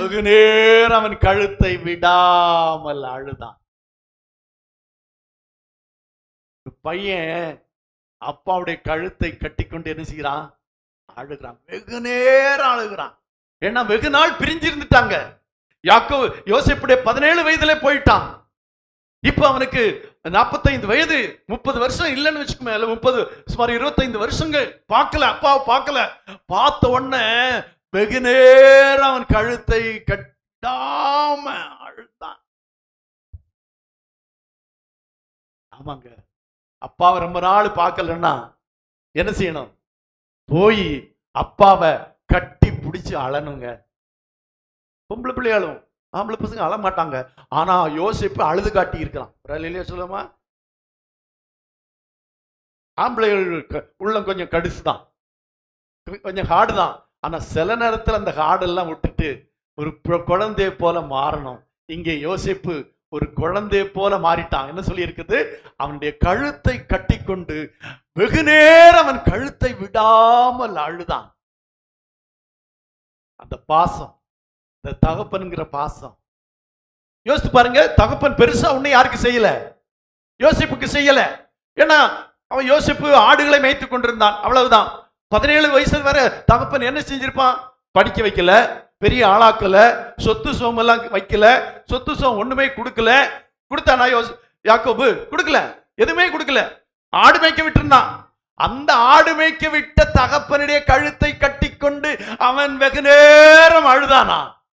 நம்ம என்ன சொல்றோம்? நீ என்ன படிக்க வச்சுட்ட, நீ பெரிய என்னதான், என்ன அப்படி படிக்க வச்சியா, எனக்கு இப்படி வச்சியா, எனக்கு அது வாங்கி வச்சியா, எனக்கு வீடு வச்சியா, எனக்கு அது வச்சியா, இது வச்சியா, நீ எல்லாம் ஒரு தகப்பனா? யோசேப்பு தான் அப்படி கேட்கணும். 17 வயசுல நான் காணாம போயிட்டேன்ல, அந்த 17 வயசு வரை என்ன ஆடு மேய்க்கத்தானே விட்டுருந்த, நீ இப்ப ஆடு மேய்ச்சிட்டே இருன்னு விட்டுருக்கணும். நம்ம பிள்ளைகள் அப்படிதான் சொல்றாங்க. எவ்வளவு கஷ்டப்பட்டு வளர்த்தாலும் படிக்க வச்சாலும் நீ என்ன பண்ணிட்ட, நீ என்னத்தை கொடுத்துட்ட, ஒரு வீட்டை கட்டி வச்சியா, எனக்கு ஒரு இடத்த வாங்கி போட்டியா, அதை செஞ்சியா, இதை செஞ்சியான்னு கேட்கிறான். யோசேப்புக்கு அவனுடைய தகப்பன் என்ன செஞ்சான்? ஒண்ணுமே செய்யலைங்க. ஆடு மேய்க்க தான் விட்டுருந்தான். 17 வயசுல ஆடு மேய்க்கிற இடத்துல இருந்து எங்க போயிட்டான்? எகிப்துக்கு போயிட்டான். விற்கப்பட்டு அடிமையா விற்கப்பட்டு விட்டான். அந்த தகப்பனை தான் என்ன செய்கிறாங்க? கழுத்தை கட்டி கொண்டு வெகு நேரம் அவன் கழுத்தை விடாமல் அழுகிறான். அப்பா நமக்கு சொத்து சேர்த்து வைக்கணுங்கிற அவசியம் இல்லைங்க. நம்ம பெத்து வளர்த்தாங்களே அதே போதும். இந்த உலகத்துல நமக்கு ஒரு வாழ்க்கை கொடுத்தாங்களே அதே போதும். ஆங்கிலத்துல ஒரு எங்கே சொல்லப்படும், ஆங்கிலத்தில் அதை குறித்த ஒரு வார்த்தை இருக்கிறது. சரி, மறந்துட்டேன், எங்கேயோ இருக்கிறது. சரி இருக்கட்டும். இங்க என்ன சொல்றேன் விரும்புறேன்னா, ஒண்ணுமே சேர்த்து வைக்காத 17 வயசு வரை மட்டும் சும்மா வளர்த்த அந்த யோசேப்பு இப்போ தகப்பனுடைய கழுத்தை கட்டிக்கொண்டு வெகு நேரம் அவன் கழுத்தை விடாமல் அழுதான் அப்படின்னு சொல்லி இருக்குன்னா, அவனுக்கு தகப்பனுடைய குறித்த பாசம் இருந்தது. வேற ஒண்ணும் இல்லை. ஒன்னும் சேர்த்து வைக்காத, படிக்க வைக்காத, ஆடு மேய்க்க விட்ட தகப்பனை கட்டிக்கொண்டு அழுது கழுத்தை விடாம அழுகிறான். அப்படின்னா ஒன்ன புரிஞ்சுக்கோங்க, அப்பா நமக்கு சொத்து சோன் சேர்த்து வைக்கல, அப்படி படிக்க வைக்கல, அப்படின்னு ஒன்னு பெத்து வளர்த்தாரு பாருங்க. ஒரு 17 வயசு வரை அது போதும். 17 வயசு கணக்கு. இப்ப 18 வயசு ஆயிடுச்சு. 12th படிக்க வச்சிருந்தா நீ எல்லாம் அப்பாவை இப்ப என்ன செய்யணும்? 17 இயர் 17 வயசு வரை உன்னை வளர்த்திருந்தா போதும். அதுக்கு மேல உனக்கு ஒண்ணு செய்யாட்டாலும் பரவாயில்ல. 17 வயசு வரை உன்னை ஆடு மேய்க்கிறதுக்காவது வளர்த்திருந்தாங்கன்னா நீ இப்படி செய்யணும். ஹலோ ஹலோ, வாலிபர்கள் கொஞ்சம் பார்த்துக்கணும். வாலிப பிள்ளைகள் கொஞ்சம் யோசிக்கணும். எவ்வளவு கஷ்டத்துல இந்த நாட்கள்ல ரொம்ப கடினமா கஷ்டப்பட்டு வளர்க்குறாங்க. இங்கே யோசேப்புக்கு ஒண்ணுமே செய்யல. 17 வயசு வரை வளர்த்தான். அதுவும் அவன் ஆடுகளை மேய்த்து கொண்டுதான் இருந்தான். ஆனா அந்த தகப்பனுடைய கழுத்தை கட்டி கொண்டு வெகு நேரம் அழுதான்னா யோசித்து பாருங்க. அவனுடைய பாசத்தை குறித்து கொஞ்சம் பாருங்களேன். அல்லேலூயா. ஒருவேளை நம்ம நினைக்கிறோம், சில இடத்துல எல்லாம் அப்பா அம்மாவை அறிமுகப்படுத்த விரும்புறது இல்லை. அப்பா கொஞ்சம் அழகா இல்ல, அப்பா கொஞ்சம் கருப்பா இருக்கிறாரு, அப்பா கொஞ்சம் குள்ளமா இருக்கிறாரு, அப்பா நல்லா இல்லைன்னா எங்கேயும் நம்ம அறிமுகப்படுத்த விரும்புறது இல்லை. உங்க ஆபீஸ் கூட்டி போயிருக்கீங்களா உங்க அப்பாவை? உங்க அப்பா உங்க எங்கெல்லாம் கூட்டிட்டு போய் என் பையன் தூக்கி தூக்கி காட்டி இருக்கிறாரு. உங்க ஆபீஸ்க்கு உங்க அப்பா ஒரு நாள் கூட்டிட்டு போயிருக்கீங்களா? நீங்க வேலை செய்யற இடத்துக்கு கூட்டிட்டு போயிருக்கீங்களா? ஏதாவது நல்ல ஒரு ஃபங்க்ஷனுக்கு கூட்டிட்டு போய் இதுதான் என் அப்பான்னு சொல்லியிருக்கீங்களா? கஷ்டம். ஏன்னா இப்ப நீ ரொம்ப அழகா இருக்கிற, அப்படியே மீசையெல்லாம் வச்சு அப்படியே இருக்கிற. அப்பா இப்படி இருக்காரு. அப்பா அப்படி இருப்பதற்கு காரணம் ஒன்ன வளர்த்ததுனால. இப்ப அந்த ஏன் சொல்ல விரும்புறேன், 34ஆம் வசனத்தை வாசிக்கலாம். 34ஆம் வசனம். நீங்கள் கோசேன் நாட்டில் குடியிருக்கும்படி அவனை நோக்கி, எங்கள் பிதாக்களைப் போல உமது அடியாராகிய நாங்களும் எங்கள் சிறு வயது முதல் இதுவரைக்கும் மேய்ப்பர்களாய் இருக்கிறோம் என்று சொல்லுங்கள். மேய்ப்பர்கள் எல்லாரும் எகிப்தியருக்கு அருவருப்பாய் இருக்கிறார்கள் என்றான். கொஞ்சம் நல்லா அந்த சிச்சுவேஷன் புரியணும். எகிப்தியர்கள் எப்படி இருக்கிறாங்க? இவர்களை எபிரேயர்களை என்ன நினைக்கிறாங்க? அருவருப்பா நினைக்கிறவங்க. யோசேப்பு சொல்லிட்டான், நீங்க ஒன்னும் மாத்தி எல்லாம் சொல்ல வேண்டாம். நம்ம கொஞ்சம் மாத்தி சொல்லுவோம். நாங்க எந்த சாதி தெரியுமா, அந்த சாதி இந்த சாதி சொல்றான். நம்ம குறைஞ்ச சாதி தான் சொல்லுங்க, நாங்க ஆடுகளை மேய்க்கிறவங்க தான் சொல்லுங்க, பரவாயில்ல. உடனே நம்ம அவங்க அப்பா கூட சொல்லி, வேண்டாப்பா அப்படி சொல்ல வேண்டாப்பா, நீ இந்த நிலைமையில இருக்கிற, நாங்க ஆடு மேய்க்கிறவங்கன்னு சொன்னா மரியாதை என்ன ஆகும் அப்படின்னு அப்பா சொல்லியிருப்பாரு. ஆனா யோசேப்பு சொல்றான், நீங்க தைரியமா சொல்லுங்க. எப்படி? நாங்கள் மெய்ப்பர்களாக இருக்கிறோம் என்று சொல்லுங்கள். அது அவங்களுக்கு அருவருப்பா இருந்தா கூட பரவாயில்ல. உங்க அப்பா செய்யற வேலை உனக்கு அருவருப்பாய் இன்னைக்கு தோணலாம். ஆனா அந்த அருவருப்பாய் செய்த வேலை நிமித்தமாகத்தான் நீ இங்க வந்திருக்கிற, இந்த நிலைமைக்கு வந்திருக்கிற. இங்க சொல்லப்பட்டிருக்கிறது, மெய்ப்பர்கள் எல்லாரும் எய்த்திற்கு அருவருப்பாய் இருக்கிறார்கள், ஆனாலும் நீங்க சொல்லுங்க நாங்கள் மெய்ப்பர்கள் தான் என்று சொல்லுங்க. அல்லேலூயா. நிறைய காலேஜ்ல எல்லாம் அப்பா அம்மாரை கூட்டிட்டு போறதுக்கு பிள்ளைகள் விரும்புறது இல்ல.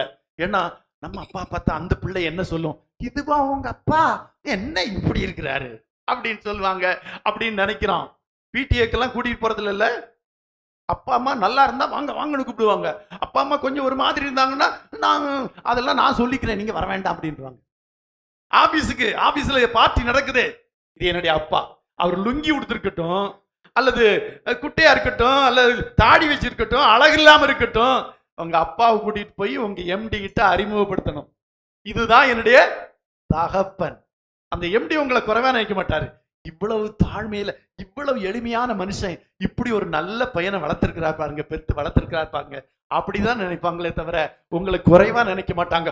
குறைவா நினைச்சா கூட பிரச்சனை இல்லை, கொண்டு அறிமுகப்படுத்தணும். அல்லேலூயா.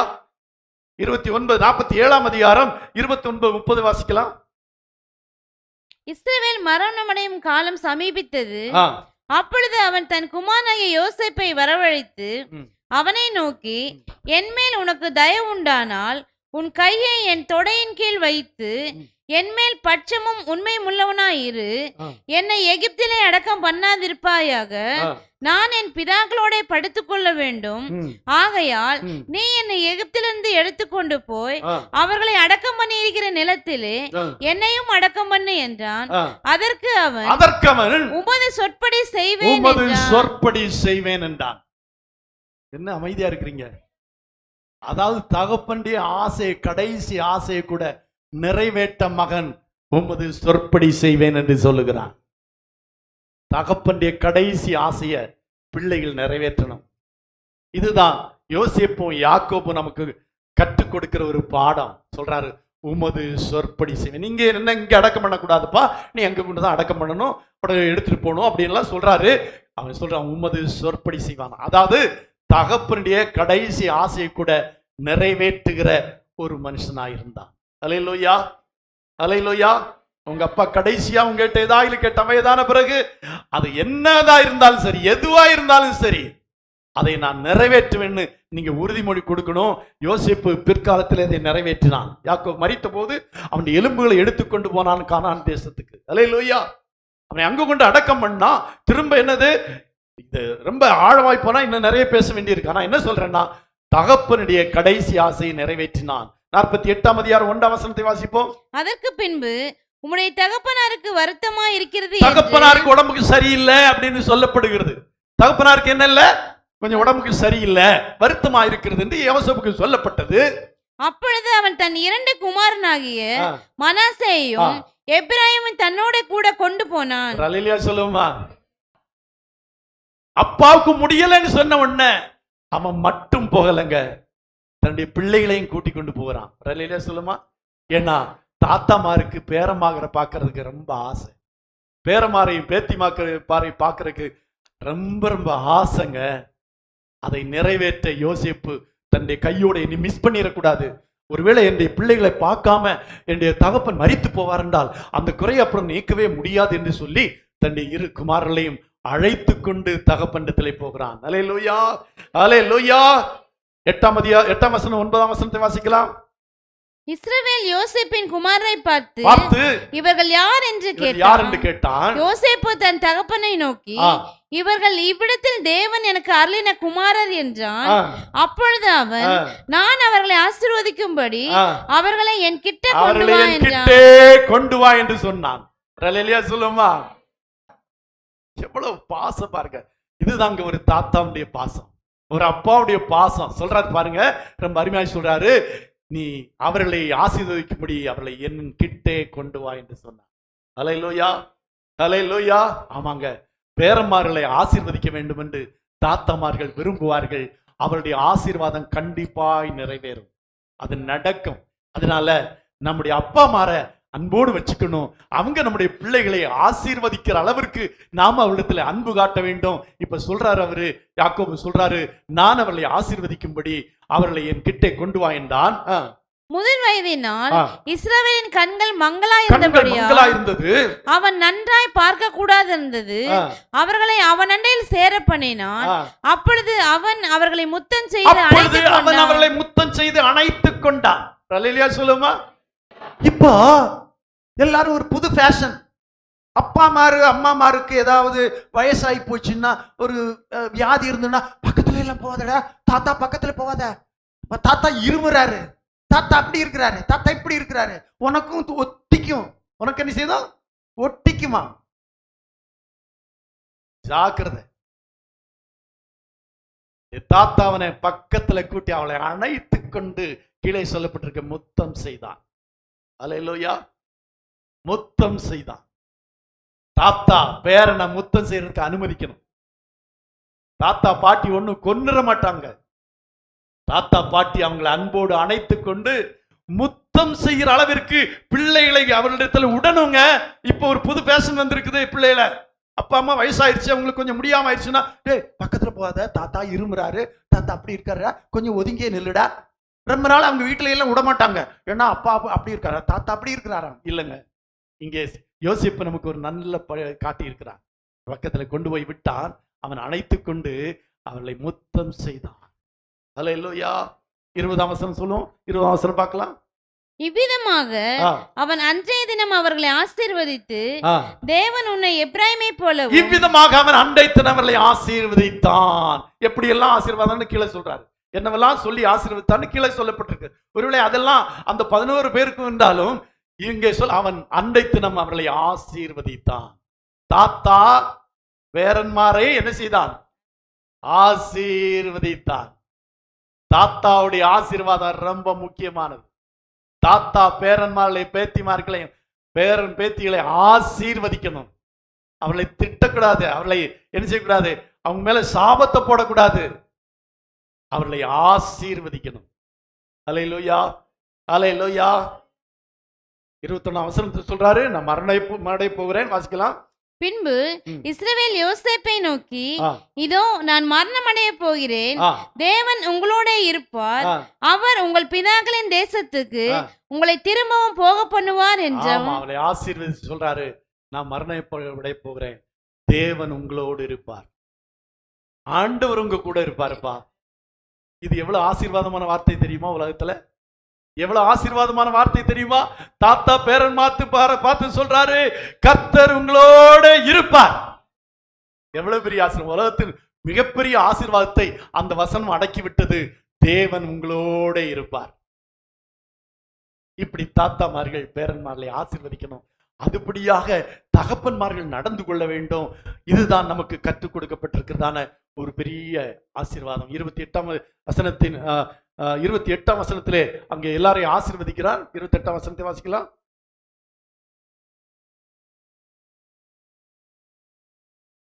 இவர்கள் எல்லாரும் இஸ்ரவேலின் 12 கோத்திரத்தார். அவளுடைய தகப்பன் அவர்களை ஆசீர்வதிக்கையில்,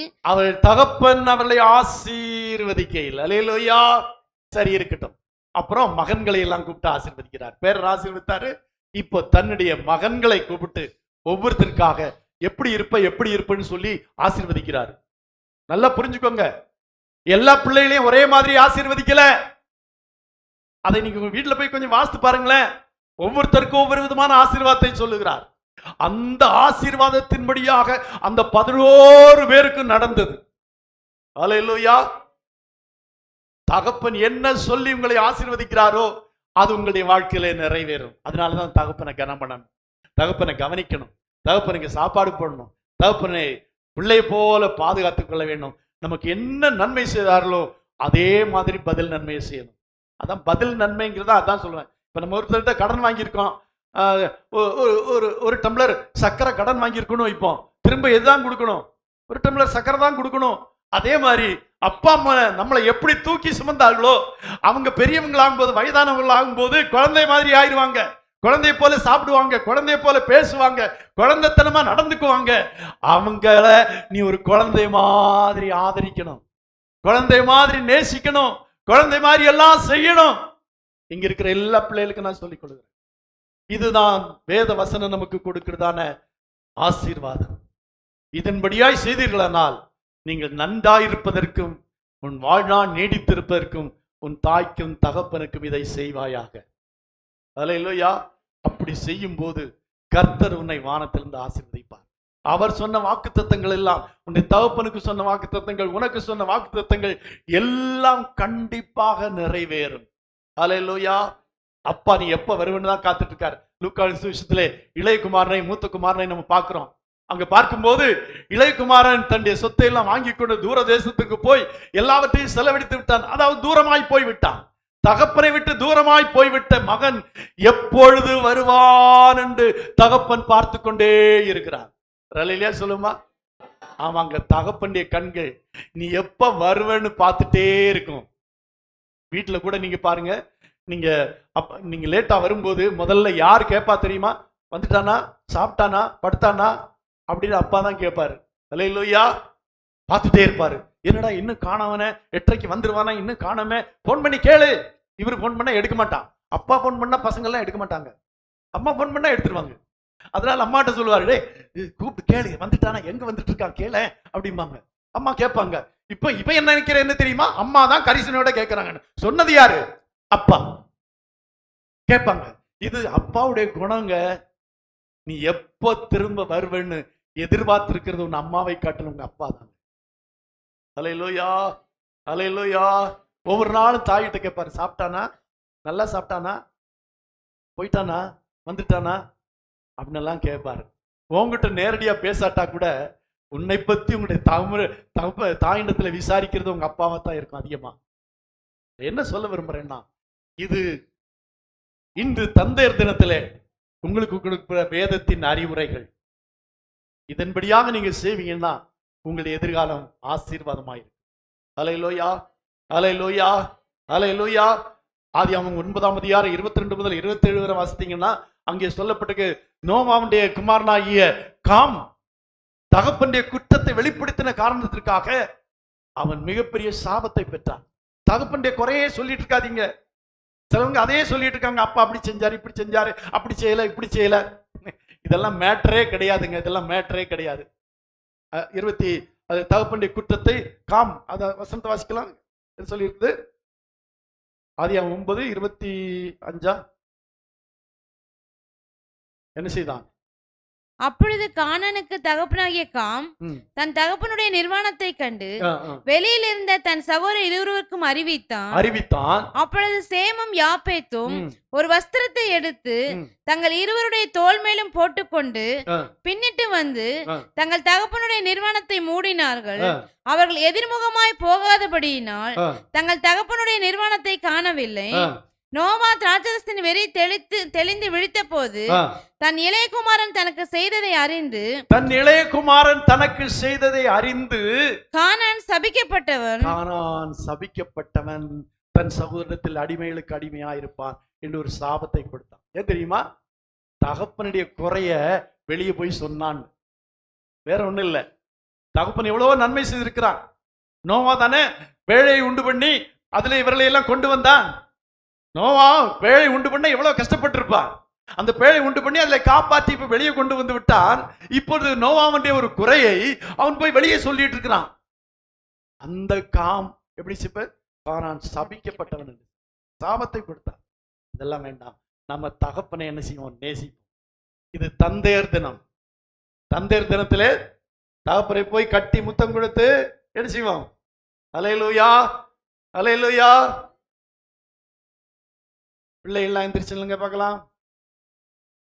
பிள்ளைகள், அதாவது கல்யாணம் ஆகாதவங்க எல்லாம் பிள்ளைகள் தான். கல்யாணம் ஆகாத ஆண்களும் பெண்களும் எழுந்து நிற்கலாம். கல்யாணம் ஆனவங்களும் செய்யணும், கல்யாணம் ஆகாதவங்க முக்கியமா செய்யணும். ஏன்னா அதுக்கு பிறகு உங்களுக்கு இப்படி சான்ஸ் கிடைக்குதோ இல்லையோ. அல்லேலூயா. யோசேப்பு தன் தகப்பனுடைய கழுத்தை கட்டிக்கொண்டு அவனை முத்தம் செய்தான். அல்லேலூயா சொல்லுமா? இன்னைக்கு எல்லா பிள்ளைகளும் வீட்டுல போய் அப்பாவை கழுத்தை கட்டிக்கொண்டு லவ் யூ அப்பா. எப்படி சொல்லணும்? லவ் யூ அப்பா, love you daddy, love you அப்பா நான் உங்களை நேசிக்கிறேன், என்னவெல்லாம் சொல்லணும்னு நினைக்கிறீங்களோ இதெல்லாம் சொல்லி கட்டி பிடிச்சு ஒரு முத்தம் கொடுக்கணும். இல்லையா சொல்லுங்க. இங்க இல்லைன்னா போன்ல அப்படி ஒரு முத்தம் கொடுங்க. சரியா? இதை செய்யணும். ஆண்டவர் உங்களுடைய எதிர்காலத்தை கண்டிப்பாக ஆசீர்வதிப்பார். உங்களுக்காக மிகவும் பிரயாசப்பட்டிருக்கு. அது உங்களுக்கு தெரியுமோ தெரியாதோ, நிறைய பேர் அது உணர மாட்டீங்க. ஆனா நிறைய செஞ்சிருக்காங்க. அந்த தகப்பனுடைய தலை நிவர செய்யணும். உங்களை தூக்கி சுமந்த தகப்பன் அவருடைய தலை குனியக்கூடாது. நீங்க உங்கள் மூலமாக. அல்லேலூயா. செய்வீங்களா? இன்னைக்கு போய் தூரத்துல இருந்தீங்கன்னா சொல்லுங்க, போன் பண்ணி சொல்லுங்க, டேடி ஐ லவ் யூ, அப்பா உங்களை நேசிக்கிறேன்ப்பா, மிஸ் பண்றப்பா, இன்னைக்கு வந்திருக்கணும், வர முடியல, வர்ற நாள் என்னைக்கு அடுத்த முறை உங்க அப்பாவை நேரடியா போய் பாக்குறீங்களோ அன்னைக்கு என்ன செய்யணும்? அப்படித்தானே யோசிப்பு செய்தான். அல்லேலூயா. செய்வீங்களா? செய்வோம். யோசிப்பு அப்படிதான் செய்வேன் அப்படின்னா, தகப்பன் சொன்னதை செய்வேன் அப்படின்னா, அப்படி செய்யணுமா? செய்ய மாட்டான். செய்வீங்களா? எல்லாரும் செய்யணும். சரியா? ஜெபம் பண்ணுவோம். எங்களை நேசிக்கிற நல்ல பிதாவே, இந்த காலை வேளைக்காக நாங்கள் உமக்கு நன்றி செலுத்துகிறோம். இந்த தந்தையர் தினத்திலே நீர் கொடுத்த நல்ல வார்த்தைகளுக்காக நாங்கள் உமக்கு நன்றி செலுத்துகிறோம்.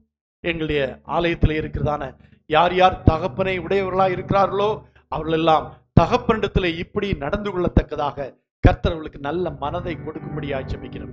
கர்த்தர்களை ஆசீர்வதிக்கும்படியாக ஜெபிக்கிறேன். ஆண்டவரே, அவருடைய வாழ்க்கையிலே நீடித்திருப்பதற்கும் நன்றாயிருப்பதற்கும் தாயையும் தகப்பனையும் கனம் பண்ணத்தக்கதாக இந்த தந்தையர் தினத்திலே அந்த தந்தைக்கு கொடுக்க வேண்டியதான கனத்தையும் ஆண்டவரே தந்தைக்கு கொடுக்க வேண்டிய அன்பையும் அவர்கள் செலுத்தத்தக்கதாக கர்த்தர்களுக்கு உதவி செய்ய வேண்டும் என்று நாங்கள் ஜெபிக்கிறோம். கர்த்தாவே ஸ்தோத்திரிக்கிறோம். நிச்சயமாய் எங்களுடைய பிள்ளைகள் எல்லாம் தகப்பனை மிக அதிகமாய் நேசிக்கத்தக்கதாகவும் தாயை அதிகமாய் நேசிக்கத்தக்கதாகவும் கர்த்தர்களுக்கு உதவி செய்ய வேண்டும் என்று ஜெபிக்கிறேன். உங்களை வாழ்த்தி ஆசீர்வதிக்கிறேன். இயேசுவின் மூலம் ஜெபம் கேளும் பிதாவே. ஆமென். எல்லாரும் பிள்ளைகள் உட்காரலாம்.